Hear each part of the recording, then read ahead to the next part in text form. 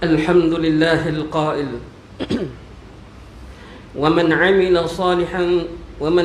صالحا من ذكر أو أنثى وهو مؤمن فلنحيينه حياة طيبة ولنجزينهم أجرهم بأحسن ما كانوا يعملون أشهد أن لا إله إلا الله وحده لا شريك له وأشهد أن محمدا عبده ورسوله اللهم صل وسلم على سيدنا محمد وعلى آله وأصحابه ومن تبعهم بإحسان إلى يوم الدين أما بعد فيا أيها المسلمون اتقوا الله أوصيكم وإياي بتقوى الله فقد فاز المتقون قال الله تعالى يا أيها الذين آمنوا اتقوا الله حق تقاته ولا تموتن إلا وأنتم مسلمون.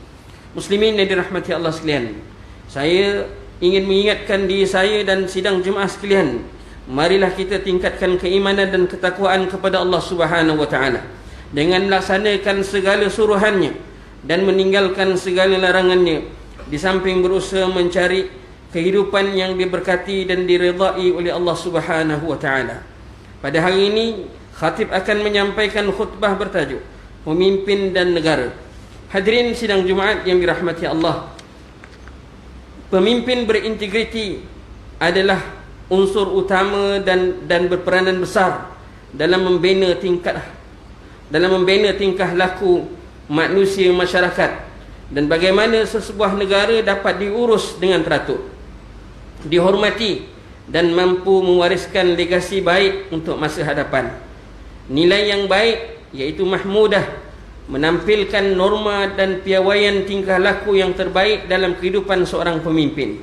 Pemimpin berintegriti, jujur dan beramanah bukan sahaja akan mengubah lanskap dan ekosistem kehidupan masyarakat, bahkan akan memacu negara untuk mencapai matlamat yang telah dirangka agar menjadi sebuah negara mampan, stabil, dihormati dan beridentiti. Bukannya sebuah negara yang dikenali dengan kemunafikan, penuh dengan isu dan kontroversi, salah guna kuasa, rasuah pecah amanah, pengkhianatan serta adu domba yang merosakkan penjanaan keutuhan dan perpaduan bangsa dan negara.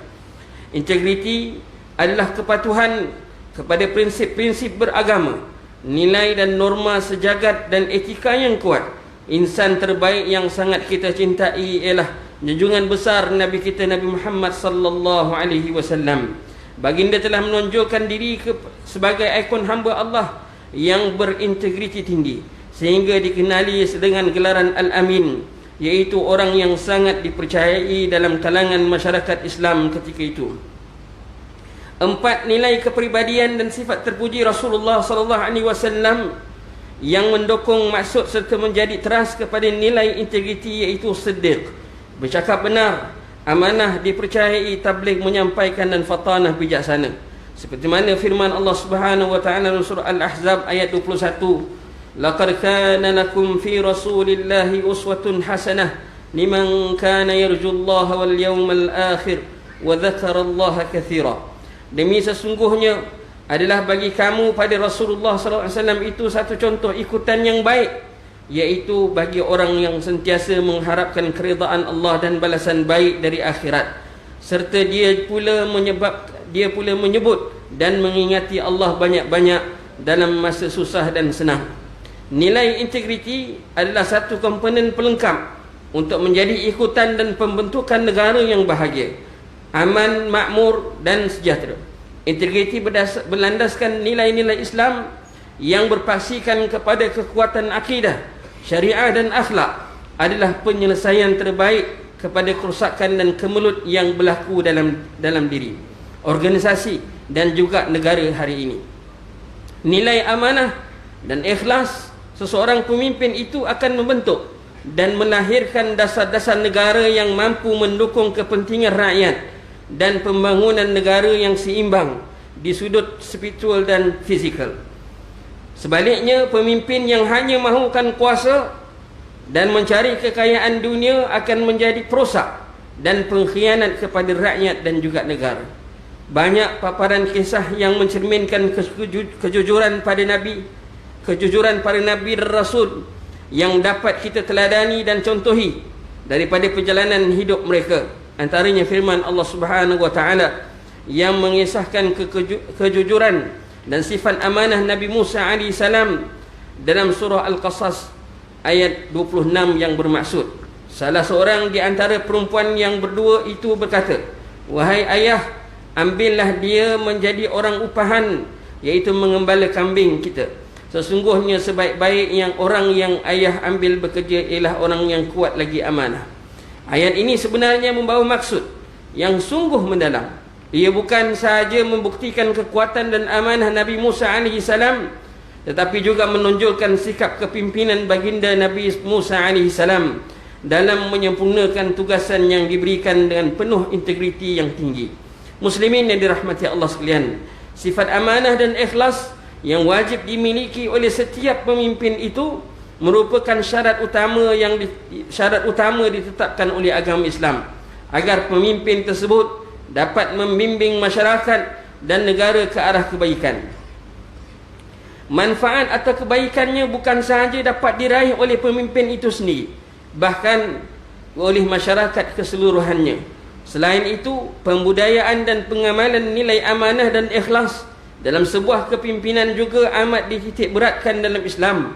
Sedarlah wahai pemimpin, janganlah kamu menjadi pengkhianat terhadap amanah yang diberikan. Rujuklah firman Allah Subhanahu wa taala surah Al-Anfal ayat 27, ya ayyuhalladzina amanu la takhunu Allah war rasul wa takhunu amanatikum wa antum ta'lamun. Wahai orang-orang yang beriman, janganlah kamu mengkhianati amanah Allah dan Rasulnya, dan janganlah kamu mengkhianati amanah-amanah kamu sedangkan kamu mengetahui salahnya.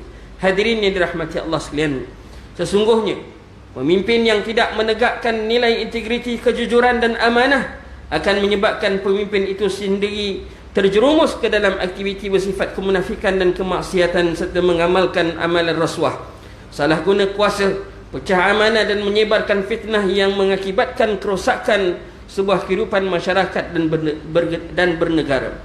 Amaran ini ditegaskan oleh Allah Subhanahu wa taala dalam surah Al-Isra ayat 16, wa idza aradna an nuhlika qaryatan amarna mutrafiha fafasaqu fiha fahaqqa 'alaiha al-qawlu fadammarnaha tadmira. Dan apabila sampai tempoh kami hendak membinasakan penduduk sesebuah negeri, kami perintahkan lebih dahulu orang-orang yang melampau dengan kemewahan di antara mereka supaya taat, lalu mereka menderhaka dan melakukan maksiat padanya, maka hendaklah negeri itu dibinasakan, lalu kami menghancurkan sehancur-hancurnya. Lihatlah contoh-contoh yang ditunjukkan dalam Al-Quran dan juga dari sirah Rasulullah sallallahu alaihi wasallam. Sifat jujur dan amanah hendaklah menjadi identiti yang sebati dalam diri seorang pemimpin. Pemimpin hendaklah menyerlahkan bukan sahaja kelembutan budi bahasa, tetapi kemuliaan akhlak dari sudut kejujuran dan keikhlasan, serta boleh diyakini yang dapat dipercayai oleh rakyat, bahkan mengundang kehormatan daripada negara-negara lain di dunia. Pada masa yang sama, pemimpin yang jujur dan amanah pastinya seorang pemimpin yang bukan sahaja jujur kepada orang lain, bahkan jujur pada diri sendiri. Hadis daripada Maqil bin Yasir bahawa Rasulullah sallallahu alaihi wasallam bersabda yang bermaksud, tidaklah seorang pemimpin memimpin masyarakat muslimin lalu meninggal dunia dalam keadaan dia menipu, Allah mengharamkan syurga baginya. Muslimin yang dikasihi Allah sekalian, mengakhiri khutbah pada hari ini, khatib juga ingin merumuskan khutbah kepada beberapa intipati, iaitu yang pertama, setiap pemimpin hendaklah bersungguh-sungguh mematuhi dan mengamalkan sifat amanah, jujur dan ikhlas sebagaimana yang diperintahkan oleh Allah Subhanahu wa taala. Yang kedua, pemimpin yang khianat, menipu dan menyalahgunakan kuasa untuk mengumpul kekayaan diri sendiri pasti akan dibenci oleh rakyat dan dikutuk oleh Allah Subhanahu wa taala kerana boleh menjahanamkan negara. Yang ketiga, rosaknya pemimpin maka rosaklah negara. Ibarat kata pujangga, jika keruh air di hulu, maka keruhlah ia di hilir. umat Islam hendaklah, yang keempat, umat Islam hendaklah menjauhi amalan tidak bermoral dan berubahlah untuk berpegang kepada prinsip agama dan nilai etika sejagat, agar kita sama-sama mendapat membina sebuah masyarakat yang bermoral dan beretika sekaligus menjadi negara yang disegani dan dihormati. A'udzubillahi minasyaitonirrajim. Wa man a'rada 'an dzikri fa inna lahu ma'ishatan danka wa nahsyuruhu yawmal qiyamati a'ma qala rabbi lima hasyartani a'ma wa qad kuntu basira qala kadzalika ataska ayatuna fanasitaha wa kadzalika al-yawma tunsa. Dan sesiapa yang berpaling ingkar dari ingatan dan petunjukku, maka sesungguhnya adalah baginya kehidupan yang sempit, dan kami akan himpunkan dia pada hari kiamat dalam keadaan buta. Dia berkata, wahai Tuhanku, mengapakah engkau himpunkan daku dalam keadaan buta, padahal aku dahulu melihat? Allah Subhanahu wa taala berfirman, demikianlah keadaannya, telah datang ayat-ayat keterangan kami kepadamu, lalu engkau melupakan serta meninggalkannya, dan demikian engkaulah pada hari ini dilupakan serta ditinggalkan.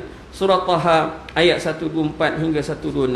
Barakallahu li wa lakum fil Qur'anil azim wa nafa'ani wa iyyakum bima fihi minal ayati wadh-dhikril hakim wa taqabbala minni wa minkum tilawatahu innahu was-sami'ul 'alim.